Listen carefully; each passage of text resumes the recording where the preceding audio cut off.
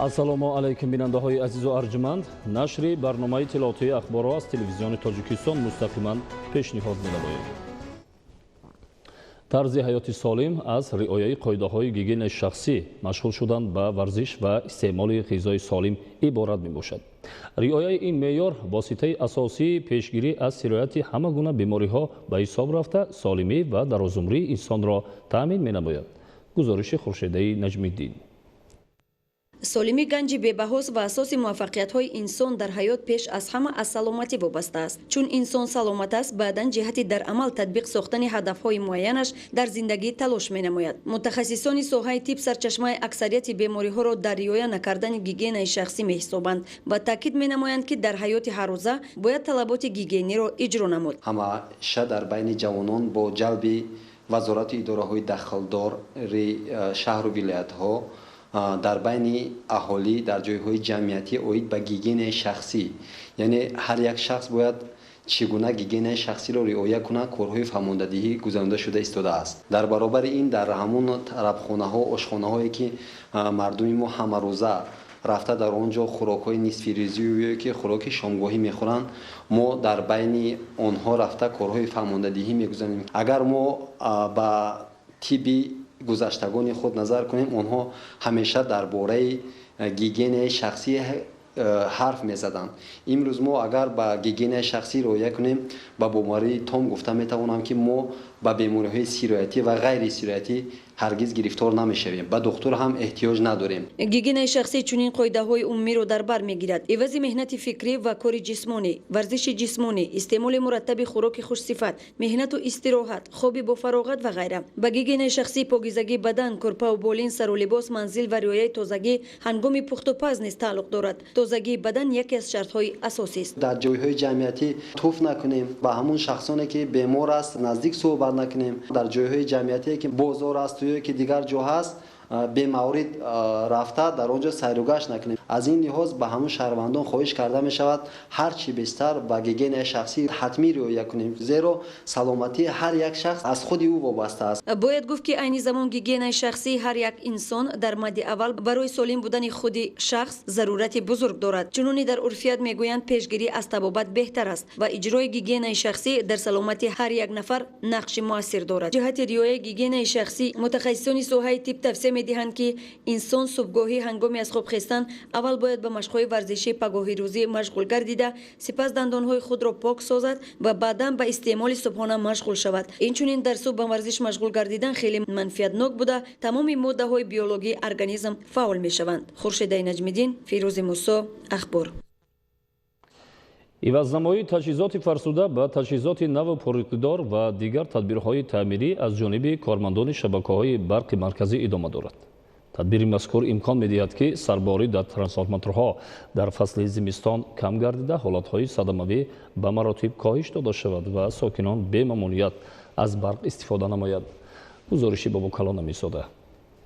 барои дар сатҳи зарурӣ омодагӣ гирифтан ба давраи тирамоҳу зимистони солҳои 2020-2021 масъулони шабакаҳои барқи марказӣ тадбирҳои саривақтиро амалӣ менамоянд. зеристгоҳи барқии Регар 500 як қисмати шаҳру ноҳияҳои тобеи марказ ва тавассути хати барқии 500 киловолтии 517 шаҳру ноҳияҳои вилояти Суғдро бо нерӯи барқ таъмин менамояд. дар зеристгоҳи барқии Регар 500 ки се гурӯҳ автотрансформаторҳои қудратӣ ки тавонои ҳар яки он 804 мегаволт ампер буда, барои паст намудани шиддати 500 киловолт бо шиддати 220 ба 35 паст менамояд. пурра аз таъмири ҷорӣ гузаронида шуда, ду гурӯҳи он дар ҳолати корӣ қарор дошта, як гурӯҳи он дар ҳолати эҳтиётӣ мебошад. трансформаторҳои дохили он марҳила ба марҳила иваз карда шуданду айни замон дар шароити хуби корӣ қарор доранд. ҳамчунин дар бинои идоракунии нуқтаи умумии зеристгоҳ корҳои таъмирӣ идома дорад.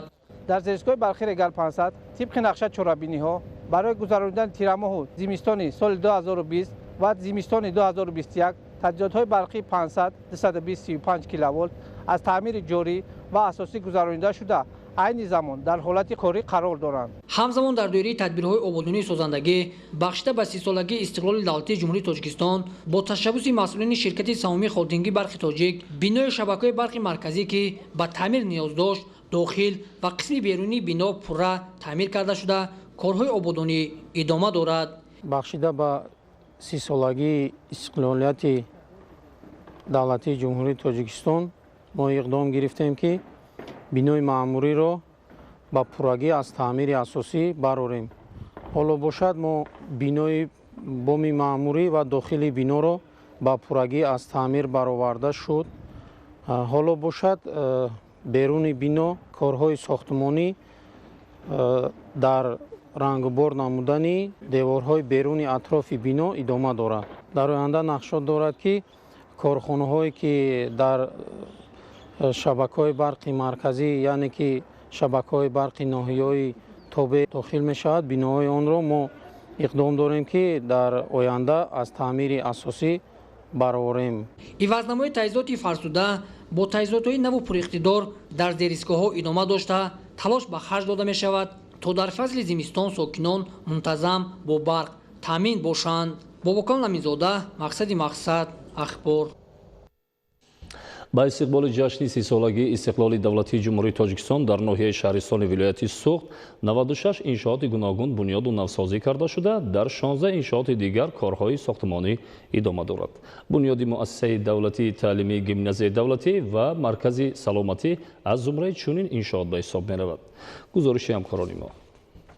имрӯз ноҳияи шаҳристони вилояти Суғдро 96 адад иншооти сатҳи мухталифи ба истиқболи ҷашни мукарраму фархундаи миллат 30-солагии истиқлолияти давлатии ҷумҳурии Тоҷикистон бунёду навсозии куллӣ гардида зебу фари тоза мебахшанд. аз ҳисоби буҷаи маҳаллии ноҳия, дастгирии соҳибкорони ватанпарвар ва ҳашари оммавии сокинони эҳсонкор дар маркази ноҳияи шаҳристон бинои муосири дуошонаи муассисаи давлатии таълимии гимназия барои хонандагони болояқат бунёд гардида истодааст, ки арзиши лоиҳавиаш наздик 2 миллион сомониро ташкил медиҳад. коргарону устоҳои гуногункасби деҳотӣ бо дасту дили пок ва сифати баланд корҳои сохтмониро ба анҷом расонида ният доранд, ки рӯзҳои таҷлил аз ҷашни бузурги миллат 30-солагии истиқлолияти давлатии ҷумҳурии Тоҷикистон бинои мазкурро мавриди истифода қарор диҳанд. дар ин радиф бо маблағи мақомоти иҷроии ҳокимияти давлатии ноҳия, дастгирии соҳибкорони ватанӣ, саҳми коргарону иҷоракорони кооперативи истеҳсолии тиҷоратӣ ба номи Умар Сулаймонов ва ҳашари оммавии сокинони деҳаҳои гирду атрофи тобеи ҷамоати деҳоти Бунҷикат дар деҳаи Себзор бинои дуошонаи зебои назаррабои маркази саломатӣ бо арзиши лоиҳавии 2 миллион сомонӣ омад афрохта истодааст. дар ин амали хайру савоб сокинони деҳаи Себзор зану шавҳар Рустам ва Марьям Кӯчмуродовҳо се арзанда ҳамроҳ намуданд. ин оилаи хайрандеш 70 000 сомонии ба нияти адои маносики ҳаҷ ҷамъовардаи хешро эҳсони бунёди маркази саломатӣ ва ҳифзи сеҳатии сокинони деҳа гардонид. пас аз мавриди истифода қарор гирифтан, маркази саломатӣ барои зиёда аз 6 000 нафар сокинони деҳоти Себзор ва маданият хизмати саривақтиву баландсифати тиббӣ расонида сокинонро аз ҳама гуна бемориҳо табобат хоҳад кард. маркази саломати деҳаи Себзор ба дастгирии ҳукумати ноҳияи шаҳристон ва ба дастгирии шаҳрвандаи деҳаи Себзор ва дастгирии кооперативи тиҷорати ба номи Умар Сулаймонов 2021 ба 30-солагии ҷумҳурии Тоҷикистон истиқлолияташ ба тухма мекунем. ина маврид ба таъкид аст, ки дар ноҳияи шаҳристони вилояти Суғд анъанаи бо дастгирии соҳибкорони ватанӣ ва ҳашари оммавии сокинон бунёд намудани роҳҳо ва пулҳои калони нақлиётгард ба ҳукми анъана даромадааст. бо иқдоми соҳибкори ватандӯст Анорқул Ҷӯраев кӯприки калони болои соҳи шаҳристон, ки солиёни зиёд пас аз омадани сели калон аз кор баромадаву сокинони дар деҳоти тарафи рост истиқоматкунанда бо хавфу хатар аз дохили соҳи ҳаракат мекарданд, ба маблағи наздик 1 миллион сомонӣ таҷдид шуда истодааст. ин пул минбаъд шаҳристонро бо деҳаҳои калонтарини ободӣ, Суғдиён ва Навкенту Саробӣ пайваст намуда ҳаракати нақлиётро ба танзим хоҳад даровард. Мазбут Бобозода аз ноҳияи шаҳристон барои барномаи ахбор. барои таъмини хоҷагиҳои пахтакори вилояти Хатлон бо тухмиҳои серосил аз ҷониби масъулини ширкати рушди Хатлон 4 намуд тухмӣ аз хориҷи мамлакат ворид карда шуда ба хоҷагидорон пешниҳод гардид. ба гуфтаи масъулин, пахтакорон аз ин навъи тухмиҳо ба ҳисоби миёна аз 40 то 45 сентнерӣ ҳосил ба даст оварданд. гузориши Худойдоди Раҷаб ва Искандари Саид. пахтакорӣ яке аз соҳаҳои сердаромади хоҷагии қишлоқ буда як қисм аз заминҳои водӣ ба кишти пунбадона нигаронида шудааст. пахтакорӣ дар асл аз чанд паҳлӯ ба манфиат буда ҳазорҳо нафар сокинонро бо ҷойи кор таъмин карда, ҳамчунин корхонаҳои коркарди ашёи хомро низ мавриди фаъолият қарор медиҳад. чуноне мушоҳида мегардад, асоси ин зироати техникӣ дар хоҷагиҳои пахтакори вилояти Хатлон кишт шуда ҳосили дилхоҳам ба даст меомад. аммо чаро солҳои охир боздеҳи заминҳо мувофиқи матлаб нест, бахусус дар ду соли охир на ҳамаи хоҷагиҳои пахтакори вилоят мувофиқи заҳмати кашида ҳосил гирифта тавонистанд. тавре хоҷагидорони соҳибтаҷриба иброз намуданд, мушкилии асосӣ дар набудани тухмиҳои боэътимоди пунбадона ба ҳисоб меравад. тӯли чанд соли охир кишоварзону хоҷагидорони вилояти Хатлон аз норасоии тухмиҳои серҳосили пунба танқисӣ мекашанд. ба ин хотир масъулини ширкати рушди Хатлон тасмим гирифтанд ки аз давлати Туркия 4 навъи тухмиҳои серҳосилу ба минтақа мутобиқро дастрас набуда пешкаши хоҷагидорон гардониданд ва дар натиҷа аз ҳар гектар ба ҳисоби миёна деҳқонон то 40 центнер ҳосил бардоштанд. барои кишти имсола низ дар анборҳои ширкат беш аз 200 тонна аз ин навъи тухмиҳо заҳролуд гардида захира карда шудааст. пас шудани ҳосилнокии пахта мо коркунони корхонаҳои пахта тозакуниро ҳам ба ташвиш оварда мо натавонистем мана иқтидори истеҳсолии корхонаҳоро таъмин кунем. аз ҳамин сабаб аз давлати Турсия мо 4 намуд тухмии баландсифате ки ба боду ҳавои вилояти мо мутобиқ аст ворид намудем. мана аз он ҳосилнокии заминҳо маълум шуд ки мо дар интихоби ин тухмиҳо хато накардем. воқеан ҳам барои бартараф кардани ин мушкилоти ҷойдошта ҷамъияти дорои масъулияташ маҳдуди рушди Хатлон аз хориҷи кишвар соли ҷорӣ 4 навъи тухмиҳои лучаки меҳвариро ворид намуд ки дар хоҷагиҳои тухмипарварии Абдувадуд Дустифи ноҳияи Ҷалолуддини Балхӣ, хоҷагии тухмипарварии ба номи Эшбек Сатторфи ноҳияи Дустӣ ва як қисм аз хоҷагиҳои деҳқонии ноҳияи Ҷайҳун низ кишт гардид. 45-50 центнер ҳосилнокӣ аз ҳамин намуди чигит ба даст овардан деҳқонон. анамин тухмиҳои овардагӣ бисёр мутобиқ ҳастанд.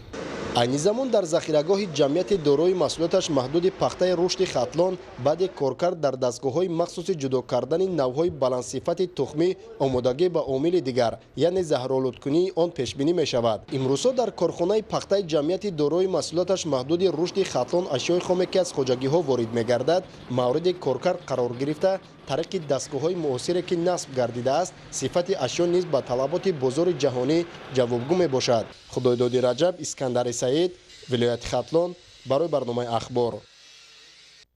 тамошобинони азизу арҷманд, ин буд барномаи иттилооти ахбор. Тансияту хонобод бошед.